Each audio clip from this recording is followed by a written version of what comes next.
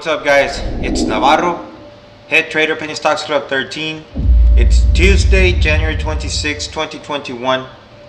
I hope everybody had a green day, and I hope yesterday's video helped out somehow. There was a couple of great trades there. TTOO, AESE, just incredible trades, guys. They helped us out in the chat room really good. A shout out to the team. They're excellent, guys. The teamwork is awesome. We're having a blast, and you know, we're growing our accounts along the way. So if you want to be part of our chat room, guys, go ahead and visit www.psc13.com. Check us out, give us a try.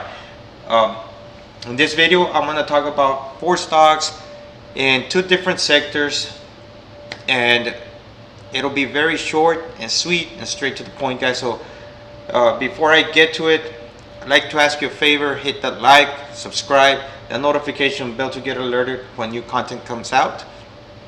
That is all I ask.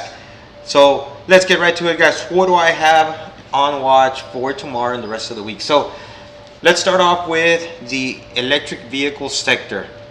So the first one on my watch list for tomorrow is SOLO, Solo.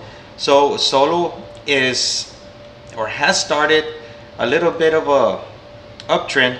So I like this, plus Workhorse and some others in the sector started moving already. So it makes sense that this one might want to follow, or probably will follow. So my idea here is at an entry at today's rejection, 880, between 880 and $9. That would be the buy zone with this little catalyst here. If it breaks on this rejection, it's got room all the way up to 12, possibly 13, you know, depending on how big of a move it puts up. So I like Solo for that particular reason. Now, staying in the electric vehicle sector, the next one that I have is Ayro. Ayro is one that was called out today by Brian, but I still like the setup.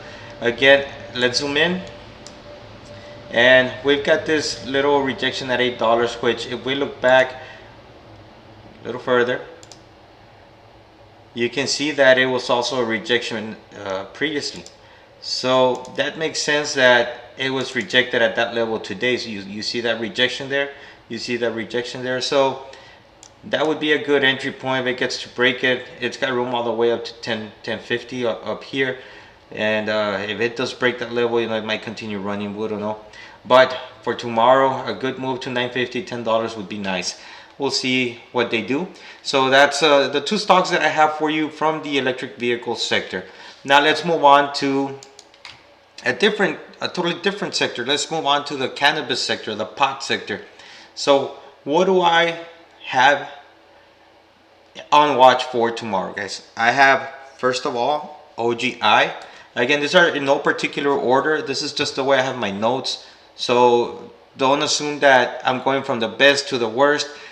I like them all. It just depends on the setup tomorrow. So OGI, it's been in a consolidation mode. It's trading above all EMAs, which is good. Also above the EMA, so this could be a continuation pattern. I like, for this one, we need to go to a different time frame. So let's just go ahead and go here to the 10-day, 30-minute. Let's go to the 20-day, 1 hour. Probably we'll see something better there. All right, so if we look at some technicals here, guys, we can see that 185 being a critical level. So that would be a good entry point, and a continuation higher, and that's where you go to your 1 year, 1 day. We've got a little bit of resistance here, and then here at the 240 level. So I would say, you know, a possible move to 220, 240 would be good. And the last one that I have from the same sector, from the cannabis sector, is HEXO, Hexo. So this one, it's got a little continuation pattern. You can see my technicals here. I'm looking for an entry at today's rejection, anywhere between the $7 level. Needs to break the 8, has room to $9, $10, possibly 11. So we'll see how that goes. It's a pretty good, decent return, guys. You got your the bottom of this breakdown candle. That would be, yeah, that can be your stop loss, or it could be this, the bottom of this green candle, depending on your risk tolerance. Everybody has different risk tolerance. Again, I don't have that much risk tolerance. I've learned to have a little more lately, let the patterns develop, and that's helped out a lot more. But again, you always need to stick to your stop losses, have a plan, execute the plan, and that'll make you a more successful trader. Guys, that is all I have for you. Don't forget to like and subscribe. I'll catch you in the next one.